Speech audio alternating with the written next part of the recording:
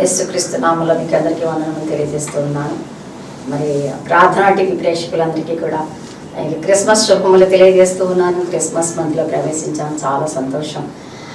మహా సంతోషకరమైన శుభవర్తమానమును మరి మనకు తీసుకొచ్చినటువంటి ఆ యొక్క దినాన్ని జ్ఞాపకం చేసుకుంటూ, రక్షకుడు మీ కొరకు పుట్టి ఉన్నాడు ఆయన దేవుని వాక్యాన్ని జ్ఞాపకం చేసుకుంటూ, ఆయన రక్షకుడుగా యేసుక్రీస్తు ప్రభు ఈ లోకానికి వచ్చి నేను రక్షించటానికి, పాపం నుండి విడిపించి రక్షించి పరలోకం చేర్చడానికి ఆయన జన్మ ఈ విధముగా మరి జరిగినట్టుగా మన దేవుని వాక్యం సెలవిస్తుంది. కనుక ప్రియ స్నేహితుడు, ప్రియమైన బిడ్డ, మరి ఆయన రక్షకుడుగా వచ్చి ఉన్నాడు కనుక ఆ యొక్క రక్షకుని నీ జీవితంలో తీసుకున్నావా? అలా అయితే నిజమైన క్రిస్మస్ ఆయన ఆరాధించగలం హృదయం అంతటితో. ఒకవేళ ఇంకా ఆయన రక్షకుడుగాను తీసుకోకుండా మరి ఒక బాలుడుగాను ఒక ఇదిగాను పక్కన పెడితే మరి చాలా చింతించేవారుగా ఉంటారు ప్రభు. కనుక ప్రియమైనటువంటి వాళ్ళారా, మరి ఆయన రక్షకుడుగా ఈ లోకానికి వచ్చారు. తన ప్రజలను వారి పాపముల నుండి ఆయనే విడిపించను కనుక ఆయనకి యేసు అని పేరు పెట్టబడింది. మన పాపాలను విడిపించడానికి వచ్చారు కనుక ఈ పాపాలను విడుదల కలిగినట్టే దేవునికి వందనాలు. ఆయన రక్షకుడిగా వచ్చిన యొక్క ఉద్దేశం నీ జీవితంలో నెరవేరినందుకు ప్రభుని స్తుతిస్తూ ఉన్నాను. ఇంకా అటువంటి కార్యము నీ హృదయంలో జరగకపోతే ఈ దినమే అనుకూల సమయము, ఇదే నిజమైన క్రిస్మస్, ఇదే నిజమైన రోజుగా నువ్వు తీసుకుని ఆ రక్షకుడిని నీ హృదయంలోకి అంగీకరిస్తావని నేను కోరుకుంటూ ఉన్నాను. మరి క్రిస్మస్ శుభ సందర్భంలో మరి ఈ దినాన ప్రత్యేకమైన రీతిగా మరి ఇక పులిదిండి సాల్మన్ దాస్ గారు లూథరన్ చర్చి పాస్టర్ గారు అయినటువంటి మరి యొక్క మన పితరులు, మరి వారి యొక్క కుమార్తె కేజీఆర్ రాజకుమారి గారు, మరి ఆవిడ ఒక ప్రిన్సిపల్ మాంటిసోరీ మహిళా కళాశాలలో 30 సంవత్సరాలు లెక్చరర్గా చేసి మరి చివరికి ప్రిన్సిపల్గా వారు రిటైర్ అయ్యారు. దేవుని కొరకు ఏదో చేయాలని ఒక తపన. ఎందుకంటే ఎంతమంది ఇంకా ఈ రక్షకుడిని తీసుకోలేదో వారందరికీ కూడా రక్షకుడిని అందించాలి, నా వంతు నేను అనేటువంటి ఒక కాన్సెప్ట్తో మరి నాతో కలిసి మరి సేవలో పరిచర్లు ఎంతో సహకారంగా ఉంటారు. కనుక ఈ దినం మరి ఆ సిస్టర్ మీరు క్రిస్మస్ సందేశం అందించాలన్నప్పుడు ఎంతో సంతోషంగా వచ్చారు. మరి ఇప్పుడు ఆవిడ మీకు సందేశాన్ని అందిస్తారు. మీరు తీసుకొని దాన్ని మేలు పొందాలని కోరుకుంటూ నేను మిమ్మల్ని అందరినీ కూడా క్రిస్మస్ శుభములతో ముగిస్తూ ఉన్నాను. Thank you. మొట్టమొదటిగా దేవుని నామానికి వందనాలు, స్తోత్రాలు చెల్లిస్తున్నాను. మరి ప్రార్థన టీవీ ఛానల్ వాళ్ళు కూడా నాకు ఇచ్చిన అవకాశాన్ని బట్టి ఎంతగానో సంతోషిస్తున్నాను. ఇది నా ఫస్ట్ మెసేజ్. దేవుని ఆత్మ నాకు తోడుగా ఉండాలని కోరుకుంటున్నాను. అలాగే ప్రేక్షకులందరికీ నా happy Christmas and happy new year wishes తెలియజేస్తున్నాను. మనమందరం క్రిస్మస్ కాలంలో ఉన్నాము. మరి దేవుని యొక్క జన్మ, యేసు ప్రభు యొక్క జన్మం గురించి మనం తలంచుకుంటూ మరి దాని కొరకు ఆయన ఆరాధించడానికి సిద్ధపడుతూ ఉన్నాం. మరి 25th క్రిస్మస్ దినం అనేది ఎక్కడ డేట్ అనేది రాయబడి లేదు, కానీ రోమన్ క్యాథలిక్ చర్చెస్ వాళ్ళు ఈ డేట్ని డిసైడ్ చేసిన తర్వాత అదే మనకి కంటిన్యూషన్లో వస్తూ ఉంది. అయితే అసలు యేసు ప్రభు ఈ లోకంలో జన్మించడానికి కారణం ఏంటి? ఎందుకు ఆయన ఇక్కడికి వచ్చారు? ఎందుకు దేవాది దేవుడు ఆయన సొంత కుమార్ని, పరలోకాశీర్వాదాన్ని, ఐశ్వర్యాన్ని వదిలిపెట్టి ఆయన సొంత కుమార్ని భూలోకానికి పంపించారో అవంతా కొంచెం ముందుగా ఒక ఇంట్రడక్షన్ చెప్దామని అనుకుంటున్నాను. ఏదేమైనా మనం అందరం గుర్తుంచుకోవాల్సింది ఏంటంటే తండ్రి, కుమార, పరిశుద్ధాత్మ ముగ్గురు ఒకటే. తండ్రి అయిన దేవుడు కుమారుని రూపంలో ఈ మానవాళి కొరకు వచ్చారు. మరి ఆదిలో దేవుడు సృష్టిని మాటతో సృష్టించారు. ఒక్కోటి సృష్టించి ఆయన 7వ దినంన చాలా సంతోషంగా అంతా మంచిది చక్కగా ఉందని సంతోషించి, మీకు ప్యారడైస్ లాస్ట్ బుక్ 1 అనేది చదివితే నిజంగా ప్యారడైస్ లాస్ట్, మిల్టన్ రాసిన ప్యారడైస్ లాస్ట్ బుక్ 1లో చాలా బాగుంటుంది. అది ఏంటంటే ఆదాం అవ్వని దేవుడు సృష్టించి ఆదాం అవ్వ ఆ యొక్క గార్డెన్ ఆఫ్ ఈడెన్లో వాళ్ళు ఆయనతో మాట్లాడుతూ, ఇది మొదటి సంఘటన, వాళ్ళు పాపం చేసి వాళ్ళని భూలోకాన్ని పంపించిందంతా చక్కగా రాయబడి ఉంటుంది. అసలు ఆ తోట ఎంత బాగుంటుందో అవన్నీ ఊహించుకుంటే చాలా బాగుంటుంది. మరి దేవుడు చక్కగా 7వ రోజు నరుని సృష్టిద్దామని అనుకుని ఆయన పోలికలో నరుని సృష్టించారు. తర్వాత మళ్ళీ ఆ నరుడు ఒంటరిగా ఉన్నారని స్త్రీని సృష్టించారు. సృష్టిస్తే వాళ్ళకు ఒకటి అంత హ్యాపీగా ఎంజాయ్ చేయండి ఇక్కడ ఏదైనా వనంలో అని చెప్పి ఒక్కటి మాత్రం ఆ జీవ జలాల వృక్షం ఫలాన్ని మాత్రం తినొద్దు అని చెప్పారు. అయితే వాళ్ళు ఏదైతే వద్దని అన్నారో అక్కడ అవిధేయత చూపించి దేవునికి లోబడకుండా పండును తినడం వల్ల పాపము ఈ లోకంలోకి వచ్చింది. అయితే అప్పుడు దేవాది దేవుడు వాళ్ళతో మాట్లాడిన తర్వాత వాళ్ళని శపించి ముగ్గురిని కూడా, ఎవరిని? ఆదాంని, స్త్రీని, అవ్వని, సర్పాన్ని శపించి భూలోకానికి పంపించి అక్కడ మీరు కష్టపడి బ్రతకండి అన్నారు. కానీ వీరిలో ఆ పాపం అనేది రోజు రోజుకి పెరుగుతుంది. పాపం లేని మనుషులు. అలాంటిది ఈ పాపం ఎప్పుడైతే భూలోకానికి వచ్చిందో, మనుషుల్లోకి ఎంటర్ అయిందో ఆదాము అవ్వ ద్వారా అది పెరుగుతూ రావడం వల్ల ఎప్పటికప్పుడు మరి ఆదికాండం 6వ అధ్యాయము 5 నుంచి 6 వరకు చదువుకుందాం. నరుల చెడుతనం భూమి మీద గొప్పదనియు వారి హృదయం యొక్క తలంపుల్లో ఊహంతయు ఎల్లప్పుడూ కేవలం చెడ్డదనియు యెహోవా చూచి తాను భూమి మీద నరులను చేసినందుకు యెహోవా సంతాపము నొంది తన హృదయంలో నొచ్చుకొనెను. కాబట్టి ఇక్కడ దేవుడు ఎందుకు నేను ఈ నరుని సృష్టించాను అని దుఃఖపడ్డారు, సంతాపం పొందారంట. మనం చూస్తే అదే కంటిన్యూ అవుతుంది. స్టేజ్ బై స్టేజ్ చూస్తే కూడా ఎప్పటికప్పుడు మనుషులకైతే మార్పు రావట్లేదు, మనుషులైతే పాపం చేయడం మానట్లేదు. కానీ దేవుడు మాత్రం నిత్యము ఈ మనుషుల్ని చూచి చింతిస్తూ ఉన్నారు. ఎంత చేసినా వీళ్ళకి తృప్తి లేదు, సనుగుడు గొనుగుడు అని చెప్పేసి చింతిస్తూ ఉన్నారు.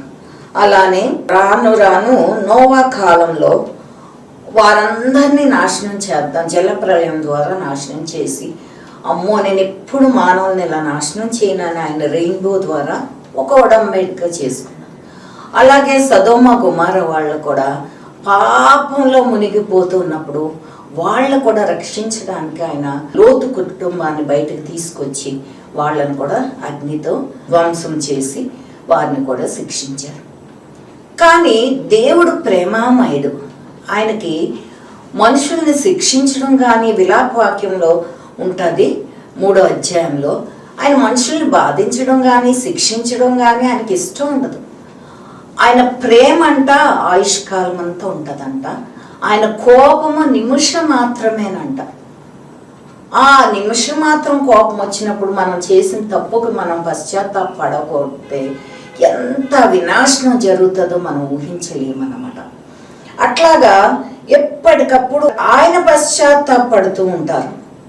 మనుషుల్లో మాత్రం ఆ మార్పు అనేది లేదు. వారి హృదయం చెడ్డది అని చెప్పేసి ఆదికాండంలో దేవుడు సంతాపడినట్లు, తర్వాత ఇజ్రాయేలీల ఐగుప్తుల కింద ఎంతో బాధపడుతూ ఉన్నప్పుడు వారి కంటి నీరు, వారు చేసిన ప్రార్థనలు దేవుడు ఆలకించి మోషే అహరోను వీళ్ళని ఏర్పరచుకొని వారిని కూడా స్లేవరీ నుండి బయటకు తీసుకొస్తే వాళ్ళు ఇంకా అలాగే ఉన్నారని 40 సంవత్సరాలు ఎంతో దగ్గర అన్నమాట కానాన్ దేశం. కానీ ఆయన 40 సంవత్సరాలు అరణ్య ప్రదేశంలో వాళ్ళు తిరుగుతూ ఏది ఇచ్చినా సరే ఇది లేదు అది లేదు అని మోషే మీద అనుకుంటూ ఆయన్ని దేవుణ్ణి కూడా విసిగిస్తూ ఉన్నారు. ఇక ఇలా జరుగుతూ ఉంటే దేవాది దేవుడు ఇవన్నీ చూస్తూ ఆయన చివరికి ఇంకా ఎవరు పశ్చాత్తాపడుతున్నారు ఆయనే బాధపడి ఈ మనుషులు ఈ మానవ జాతిని ఏం చేయాలి అని అనుకుని వాళ్ళందరి రక్షణార్థమై మానవాళి యొక్క పాపం కొరకు ప్రాయశ్చితంగా ఆయన అనుకున్నారంట, ఈ లోకానికి నా సొంత కుమారుని పంపిద్దాము అని ఆయన సొంత కుమారుని లోకానికి పంపించి మరి సిలువుపై ఒక నిర్దోష రక్తాన్ని ఆయన మానవుడిగా యేసుప్రభు 33 సంవత్సరాలు జీవించి కూడా చాలా పవిత్రంగా బ్రతికారు. ఆయన నిర్దోష రక్తాన్ని సిలువ మీద చిందించి మానవాళ్ళందరికీ పాప క్షమాపణ, రక్షణ, నిత్య జీవం ఇవ్వడానికి ఆయన సిద్ధపడి మరి అలాగా యేసు ప్రభుని మరియా గర్భంలో పరిశుద్ధాత్మ ద్వారా మళ్ళీ మానవ పాపం కాకుండా, అక్కడ భార్య భర్తల పాపం కాకుండా పరిశుద్ధాత్మ ద్వారా ఆయన యేసు ప్రభుని ఒక నరావతారుడిగా భూలోకానికి పంపడానికి సిద్ధపడ్డారు. దీన్ని ఒక రిడెంప్షన్ స్టోరీ అంటారు, విమోచన కార్యం. ఈ విమోచన కార్యం జరగాలి అంటే అక్కడ క్రిస్మస్ టైంలో మరి మనం యేసు జన్మాన్ని గుర్తు చేసుకుని యేసు ప్రభు ఎలా జన్మించారు, ఎవరెవరు సహకరిస్తే యేసు ఒక రాజులకు రాజుగా పుట్టడానికి ఎలాగా సాధ్యం అయ్యింది అని మనము ఒక్కసారి మనం క్రిస్మస్ చేసినప్పుడు ఆ నేటివిటీ సీన్లో కూడా మేరీ, జోసెఫ్, గొల్లలు, దూతలు, జ్ఞానులు వీళ్ళందరినీ గుర్తు చేసుకుంటాం. వీళ్ళందరినీ కూడా మనం ఒక్కసారి చక్కగా స్టడీ చేస్తే వాళ్ళందరూ ఎలాగ దేవుడికి విధేయత చూపించి ఆయన యొక్క ప్రణాళిక యేసు ప్రభువుని భూమి మీదకి పరిశుద్ధాత్మ ద్వారా మరియ గర్భంలో జన్మించడానికి చేసిన ఏర్పాటుకి వీళ్ళందరూ ఎలా సహకరించారో, ఎలా విధేయత చూపించారో మనము ఒక్కసారి ఒక్కొక్క క్యారెక్టర్ గురించి మనం ఆలోచిద్దాము, చూసుకుందాం. అయితే ఇక్కడ యేసుక్రీస్తు జన్మించినప్పుడు మరి ఈ రిడెంప్షన్ స్టోరీ ద్వారా దూతలు కనబడ్డారు. ఆ రోజుల్లో వాళ్ళకి దేవుని చూడడం కానీ, దేవుని స్వరం వినడం కానీ, దూతలను కానీ ఇవేమీ తెలియదు. అమాయక ప్రజలు. ఆ అమాయక ప్రజలు కూడా ఎంత చక్కగా దేవుని మాట, ఆ దూతల చెప్పిన మాట, దేవుని మాటని విని ఎలా లోబడి ఎలా సహకరించారో మనం చూస్తే చాలా ఆశ్చర్యం వేస్తుంది. మరి ఈ రోజుల్లో మనకి ఎంతో దేవుడు ఎంతో జ్ఞానాన్ని ఇచ్చారు, ఎంతో చదువుకున్న ప్రజలము ఎంతో నాలెడ్జ్ ఇచ్చి విజ్డమ్ ఇచ్చినా కూడా మనకి దేవుని యొక్క మాటలు కానీ ఆయన చెప్పింది మనం చేయడం కానీ ఆ లోబడే స్వభావం కానీ లేదు. కానీ ఇక్కడ వీళ్ళు ఎలా జరిగించారు అనేది మనం చూద్దాం. అలాగే దేవుని బైబిల్ గ్రంథంలో ఎన్నో ప్రవచనాలు ముందే ఆ భక్తులు, ఆ ప్రవక్తలు ప్రవచించారు. అవన్నీ నెరవేర్పు జరగడానికి వీరు ఎలా సహకరించారో ఒకసారి మనం చూసుకుందాం. మొదటగా లూకా సువార్త 1వ అధ్యాయం 11వ వచనంలో ఏమని రాయబడి ఉంటుందంటే, ఇక్కడ ప్రభు దూత, ఇదే ఫస్ట్ దూత అపియర్ అవ్వడం ఆ రోజుల్లో వాళ్ళకి. ఈ యొక్క యేసు ప్రభు జన్మ కార్యక్రమంలో జకర్యాకి ప్రభు దూత కనబడి ధూపవేదిక కుడివైపు నిలిచి అతను కనబడగా జకర్యా అతను చూచి తొందరపడి భయపడిన వాడాను. అప్పుడు ఆ దూత అతనితో, జకర్యా భయపడకము, నీ ప్రార్థన వినబడినది, నీ భార్య అయిన ఎలిజబెత్ నీ కుమారుని కనును, అతనికి యోహాను అని పేరు పెట్టుదురు. అతడు ప్రభు దృష్టి గొప్పవాడే ఉండును అని చెప్పి ప్రభు కొరకు ఆయుత్తపడి ప్రజలను సిద్ధపరచుటకై ఏలి యొక్క ఆత్మయు శక్తియు గలవాడై ఆయనకు ముందుగా వెళ్ళును గనుక నీకు సంతోషమును మహా ఆనందమును కలుగును. అతడు పుట్టినందున అనేకులు సంతోషింతురని. ఈ దూత ఇది చెప్పిన వెంటనే జకర్యా అంత పూర్తిగా నమ్మలేదు. కానీ తర్వాత మనం చూస్తే ఎలిజబెత్ పూర్తిగా నమ్మింది. ఇక్కడ మళ్ళీ దూత, నేను దేవుని సముఖం నిలుచు గాబ్రియేలును, నీతో మాట్లాడుటకును ఈ సువర్తమానమును నీకు తెలుపుటకును పంపబడితిని, మరియు నా మాటలు వాటి కాలమందు నెరవేరును. నీవు వాటిని నమ్మలేదు గనుక ఈ సంగతులు జరుగు దినం వరకు నీవు మాట్లాడక మౌనమై ఉండు అని చెప్పాను. అట్లాగే జరిగింది. మౌనంగా ఉన్నాడు. తర్వాత యోహాను పుట్టినప్పుడు, ఎలిజబెత్ గర్భం దాల్చినప్పుడు, ఆ తర్వాత మందిరాన్ని తీసుకెళ్ళినప్పుడు మాటలు వస్తాయి. తర్వాత ఆ దినంలో ఆయన పిమ్మట అతని భార్య ఎలిజబెత్ గర్భవతి అయి మనుషుల్లో నాకుండిన అవమానం తీసివేయుటకు నన్ను కటాక్షించిన దినములలో ప్రభు ఇలాగం చేసిన అనుకుని 5 నెలలు ఇతరుల కంటబడకుండా ఉంది. ఎలిజబెత్ చాలా సంతోషంగా స్వీకరించింది దేవుడిచ్చిన గొప్ప బహుమానాన్ని. ఆవిడ నమ్మింది. అదే సమయంలో మనం ఇంకా చూస్తే మొత్తం దీని గురించి ఈ వృత్తాంతం అంతా కూడా మత్తయి సువార్తల్లో మొదటి అధ్యాయంలోనే ఉంటుంది. లూకా సువార్త మొదటి అధ్యాయంలో మరియకు దూత కనబడింది. ఇక్కడ చూడండి, 6వ నెలలో గాబ్రియల్ దేవదూత గలిలయలోని నజరేతు అను ఊరిలో దావీదు వంశస్థుడని యేసేపు అనే ఒక పురుషునికి ప్రదానం చేయబడిన, ఆల్రెడీ ప్రదానమైంది, కన్యక యొద్దకు దేవుని చేత పంపబడిన. ఆ కన్యక పేరు మరియ. ఆ దూత లోపల వచ్చి ఆమెను చూచి, దయాప్రాప్తురాలా, నీకు శుభం, ప్రభు నీకు తోడై ఉన్నాడని చెప్పాను.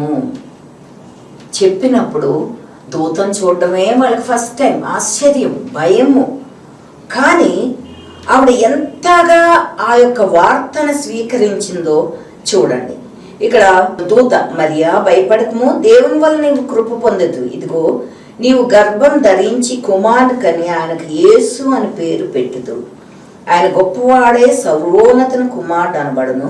ప్రభు అయిన దేవుడు ఆయన తండ్రి అయిన దావీదు సింహాసనంను ఆయనకి ఇచ్చును అని చెప్పినప్పుడు మరియా అంట, ఇక్కడ పరిశుద్ధాత్మని మీదకు వచ్చును, సర్వోన్నతుని శక్తి నిన్ను కమ్ముకొను గనుక పుట్టబో శిశువు పరిశుద్ధుడై దేవుని కుమారుడు అనబడు అని చెప్పి, నీవు పరిశుద్ధాత్మ ద్వారా గర్భాన్ని ధరిస్తావు అని చెప్పి. అయితే వెంటనే ఈ రోజుల్లో మనుషులకు అలాంటి మాట ఏమైనా చెప్పితే ఎన్ని క్వశ్చన్స్ వస్తాయి.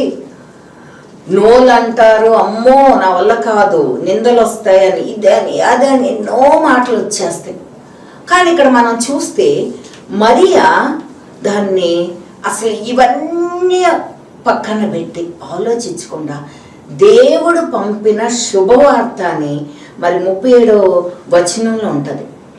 దేవుడు చెప్పిన ఏ మాట అయినాను నిరర్థం కానేర్దని ఆమెతో చెప్పాను. దూత చెప్పినప్పుడు అందుకు మరియా, ఇదిగో ప్రభుదాసురాలను, నీ మాట చెప్పున నాకు జరుగునుగాక అని.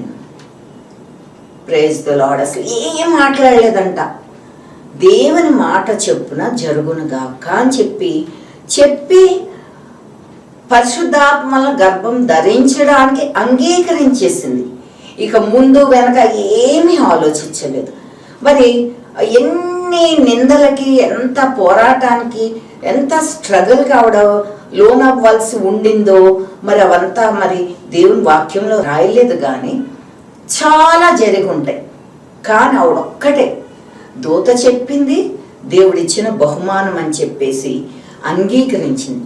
అంగీకరించడమే కాదు, ఆవిడకి ఇచ్చిన ఈ గొప్ప బహుమానాన్ని ఎలిజబెత్ దగ్గరికి వెళ్ళినప్పుడు ఎలిజబెత్ కూడా ఏమంటదంట చూడండి, 42 నీవు ఆశీర్వదింపబడిన దానవు, నీ గర్భఫలమును ఆశీర్వదింపబడును అని చెప్పేసి ఎలిజబెత్ కూడా మరి ఆవిడ దగ్గరికి వెళ్ళినప్పుడు ఆవిడ్ని చక్కగా ప్రేమించి చక్కగా శుభవచనాలు ఆవిడ కూడా పలికింది. సరే, అప్పుడు ఎలిజబెత్ చెప్పిన మాటలను బట్టి ఇక్కడ మళ్ళీ మరియా చాలా, దీన్ని మ్యాగ్నిఫిసెంట్ అంటారు, మేరీ సాంగ్ అంటారు. అక్కడ మేరీ దేవుణ్ణి స్తుతిస్తుందంట, దేవానికి వందనాలు వందనాలు అని. అందుకని ఆవిడేమంటదంటే ఇక్కడ, నా ప్రాణం ప్రభువుని గణపరచుచున్నది, ఆయన తన దాసుల స్థితిని కటాక్షించాను అని చెప్పి సంతోషం వ్యక్తం చేస్తుంది. తర్వాత మనం గొల్లల్ని చూస్తాం. ఈ గొల్లలో రాత్రి పూట గొర్రెల్ని కాసుకుంటున్న గొల్లలు ఏం చేస్తారంటే, దూత కనబడగానే ఆశ్చర్యపోతారు, భయపడిపోతారు. కానీ దూత చెప్పిన మాట, దూత ఏమని చెప్తుందంటే ఇక్కడ వాళ్ళకి భయపడకూడదు, ఇదిగో ప్రజలందరికీ కలుగుబో మహా సంతోషకరమైన సువర్తమానం నేను మీకు తెలియచేయుచున్నాను. దావీదు పట్టణమందు నేడు రక్షకుడు మీ కొరకు పుట్టి ఉన్నాడు, ఈయన ప్రభు అయిన క్రీస్తు అని చెప్పినప్పుడు వీళ్ళ వెంటనే అసలు ఆగకుండా దూత తమ యుద్ధ నుండి వెళ్ళగానే అంట 15వ వచనము 2వ అధ్యాయంలో వారు వెంటనే బెత్లెహేమునకు వెళ్ళి చూతం రండని ఒకరితోనొకరు చెప్పుకొని త్వరగా వెళ్ళి మరియా యేసును తొట్టులో పడుకొని ఉన్న శిశువును చూచిరి. వాళ్ళు కూడా దూత చెప్పిన వెంటనే వారు లోబడ్డారు, విధేయత చూపించారు. ఇంకొకటి 3 wise men కూడా అక్కడికి వస్తారు. వాళ్ళు కొన్ని బుక్స్ చాలా చదివి దాంట్లో ఒక రాజులకు రాజు పుడతాడని చెప్పేసి 3 కంట్రీస్ నుంచి, ఏషియన్ కంట్రీస్ నుంచి 3 బయలుదేరతారు. 4వ వాడు అంట సిలువు యొద్దకు వచ్చిన తర్వాత అప్పటికి ఇండియా నుంచి వచ్చిన ఆయన అక్కడికి చేరతాడంట.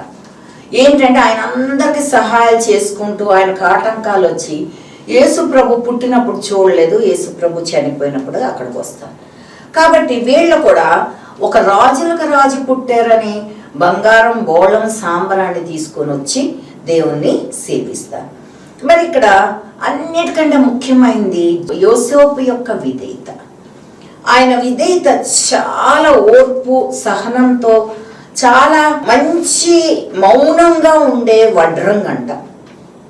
ఎక్కడ ఈ రిడెంప్షన్ రక్షణ సువార్తలో ఈ రక్షణ స్టోరీ, రిడెంప్షన్ స్టోరీలు ఎక్కడా కూడా యోసేపు మాట మాట్లాడినట్టు ఎక్కడా లేదు. కానీ ఎన్ని క్రియలు చేశారో యేసుప్రభు పుట్టడానికి మౌనంగా ఉండి ఆయన చేశారు. మొట్టమొదటిది ఆయన మరియను స్వీకరించడం చాలా అద్భుతం. ఎందుకంటే అలాంటిది అది తప్పు అని మరియని అవమానించడం కానీ, అనుమానపడడం కానీ, నిందించడం కానీ చేయకుండా చాలా సైలెంట్గా ఆమెను విడనాడదాం అనుకున్నారంట. కానీ ఏమైంది? దేవుని దూత మళ్ళీ అతను కనబడి మరియు పరిశుద్ధాత్మ వల్ల గర్భాన్ని ధరించిందని చెప్పినప్పుడు ఆయన నమ్మి మరియా పవిత్రురాలనించి ఆమెను ప్రధానమైన తర్వాత ఇది జరిగింది. వాళ్ళ యూదుల్లో ప్రధానం ముందు జరుగుద్దంట, తర్వాత భర్త భార్యని ఆమెని ఇంటికి తీసుకువెళ్తారు. అట్లా తీసుకుని వెళ్ళిపోయి ఆమె మీదకి ఒక్క నింద రాకుండా ఆమెని సంరక్షిస్తూ చక్కగా ఆమెను చూసుకున్నారు. ఈ ప్రవచనాల నెరవేరిని బాగా చూసుకున్నారు. తర్వాత ప్రతి ఇన్సిడెంట్ ఎప్పుడు ఏం చేయాలో చేశారు. దాంట్లో మొదటిది ఇదిగో జనసంఖ్య రాయడానికి బెత్లెహేంకి వెళ్ళారు. అక్కడ వాళ్ళ స్థలం దొరకకపోతే పశువుల పాకలో చాలా మంచి దయనీయమైన స్థితిలో ఆ పశువుల పాకలో పండుకోబెట్టి దేవాది దేవుడు దాంట్లో పుట్టారు. ఆ తర్వాత మళ్ళీ హేరోదు ఈ జ్ఞానులకు చెప్తాడు, మీరు వెళ్ళి చూసిరండి, నేను తర్వాత ఆయన్ని నేను చూస్తానని హాని తలబెడతాడు యేసు ప్రభు పుట్టినందుకు. కానీ ఆ జ్ఞానులు కూడా ఆ మాట వినకుండా వేరే దారిలో వెళ్ళిపోతారు. అలాగే ఇక్కడ దూత మళ్ళీ లూకాసు వార్త 2:21 చెప్పినప్పుడు ఆయన బెత్లెహేంకి జనసంఖ్య రాయడానికి వెళ్తారు, యేసు ప్రభు పుడతారు. తర్వాత ఐగుప్తు దేశంలో మరి హేరోదు పిల్లలందరినీ కూడా చంపించేసే ఆ పరిస్థితులు ఉన్నప్పుడు ఆయన మళ్ళీ గలిలయ ప్రాంతానికి వెళ్ళి హేరోదు చనిపోయే వరకు కూడా అక్కడ ఉండి తర్వాత ఇజ్రాయెల్ పట్టణానికి వెళ్తారనమాట. మరి ఇక్కడ బాలుడైన యేసుని తన సొంత కుమారునిగా ఆయన చూసుకుని ఆ మరియ డెలివరీ అయ్యే వరకు కూడా ఆయన ఎక్కడ ఆమెని తాకలేదు. అంత పవిత్రంగా మరియని చూసుకున్నారు. మరి తర్వాత బాలుడైన యేసుని మందిరానికి తీసుకెళ్ళి పేరు పెట్టినప్పుడు కూడా సున్నతి చేయిస్తారు, 2 పావురాలను తీసుకెళ్ళి అర్పిస్తారు. ఇవన్నీ కూడా ఆయన బాధ్యతలన్నీ ఒక సొంత తండ్రిగా ఆయన జరిపిస్తారనమాట. తర్వాత ఇక్కడ మనం గమనించాల్సింది ఏంటంటే యోసేపు తన సొంత ప్రజలను, వృత్తిని, కార్పెంటర్ వృత్తిని, తన సౌకర్యాలను విడిచి యేసుని ఒక నిస్వార్థ ప్రేమతో పెంచినందువల్లే మనకు ఆ రక్షకుడు మనకి దొరికాడు. ఆ జన్మం అలా జరిగింది, ఆయన మనకి దొరకడం. వీరందరూ కూడా సహకరించి యేసు ప్రభు పుట్టడానికి వారు సహకరించి చేసిన దాంట్లో ముఖ్యంగా యోసేపు యొక్క పాత్ర చాలా ఎక్కువ అన్నమాట. కాబట్టి మరి మనం ఎలాగ చేస్తున్నాము? ఇప్పుడు క్రిస్మస్ కాలం వచ్చేసిందని పండగ డెకరేషన్లు ఇవి కాదు మనం చేయాల్సినవి. ఇంకా మనం కొరింథీయులకు రాసిన పత్రిక 3:2 రాయబడినట్లు ఇంకా పాలు తాగే స్థితిలోనే ఉన్నాం, కానీ సాలిడ్ ఫుడ్ తీసుకునే స్థితిలో లేవు. ఆత్మీయంగా ఎదగడం లేదు. దేవుని రాకడకి అంతం సూచనలు ఎన్నో చుట్టూ మనం చూస్తున్నా కూడా ఇంకా ఈ బాలుడైన యేసుని బాలుడిలాగే మనం యేసు ప్రభుని ఆరాధిస్తున్నామా? మరి మనం సిద్ధపడుతున్నామా? రెండో రాకడలు ఎత్తబడాలని మనం సిద్ధపడుతున్నామా అన్నది మనము ఆలోచించుకుంటూ గొప్ప సిద్ధపాటు కలిగి ఉండాలి. మరి ఆయన త్వరగా వస్తున్నాను అని చెప్తున్నారు, కానీ ఇంకా ఆయన మనకి టైం ఇస్తున్నారు. ఏంటంట? ప్రతి మోకాలు ఆయన నామంలో వంగునట్లు, ప్రతి నాలుక ఆయన స్తుతించినట్లు ఆయన మనకి సమయాన్ని ఇస్తూ ఉన్నారు. ఇంకా లాస్ట్గా యోవేల్ గ్రంథంలో మరి రాయబడిన ఒక వాక్యం చదివి నేను ముగిస్తాను. యోవేల్ గ్రంథం ఏమని రాయబడి ఉందంటే, అంత్యకాలం వచ్చేసింది, దేవుడు తొందరలో వస్తున్నారు రెండోసారి. కాబట్టి యెహోవా దినం బహు భయంకరము, దానికి తాళగలవాడెవడు? ఇప్పుడైనను మీరు ఉపవాసం ఉండి కన్నీరు విడిచుచు దుఃఖించుచు మనఃపూర్వకంగా తిరిగి నా యొద్దకు రండి. మీ దేవుడైన యెహోవా కరుణ వాత్సల్యం గలవాడును, శాంతమూర్తియు, అత్యంత కృపగలవాడును అయ్యుండి తాను చేయనుద్దేశం కీడు చేయక పశ్చాత్తాపడును గనుక మీ వస్త్రములను కాక మీ హృదయములను చింపుకొని ఆయన తట్టు తిరుగుడి. కాబట్టి మరి ఒకసారి ఇక్కడ వచ్చింది చూసారా, దేవుడు పశ్చాత్తాపడుతూనే ఉన్నారు మన కోసం, కానీ మనకు పశ్చాత్తాపం లేదు. కాబట్టి పశ్చాత్తాపంతో క్రిస్మస్ని యేసుప్రభుని బాలుడిగా కాకుండా మనం సిద్ధపాటు కలిగి దేవుని కొరకు ఎదుర్కోవడానికి మనం సిద్ధంగా ఉండాలని కోరుకుంటూ మీకు అందరికీ వందనాలు చెల్లిస్తున్నాను. మహాపరిశుద్ధుడైన మా ప్రియ పరలోక తండ్రి, ఇదిగో తండ్రి, ఇంతవరకు తండ్రి నీ జన్మాన్ని గురించి జ్ఞాపకం చేసుకొని ఒక్కొక్కరు ఎలా సహకరించారో మేము చూసాం ప్రభా. అవును నాయన, మాకు కూడా దీన మనసును దయచి నాయన, నీవు ఈ లోకంలో బ్రతికి క్రీస్తు యేసు కలిగిన మనసు కలిగి ఉండండి అని చెప్పి నాయన, నీలోని మంచి లక్షణాలని నాయన, ఏ మాలిన్యం అంటకుండా ఎలా పవిత్రంగా నీవు జీవించావో మేము కూడా అలాగే పవిత్రంగా జీవిస్తూ నీ రెండో రాకడలో ఎత్తబడే గుంపులో ఉండడానికి సహాయం చేయండి. అలాగే ఎవరు పిలుపు వచ్చినా మేము సంతోషంగా మీ పిలుపును అందుకొని నాయన పరలోక స్వాస్యాన్ని పొందుకొని ఆ గొప్ప సిద్ధపాటును మాకు ఒక్కొక్కరికి దయచేయమని, మీరే ఆశీర్వదించమని యేసయ్య పేరిట వేడుకొని ప్రార్థిస్తున్నాను తండ్రి. ఆమేన్.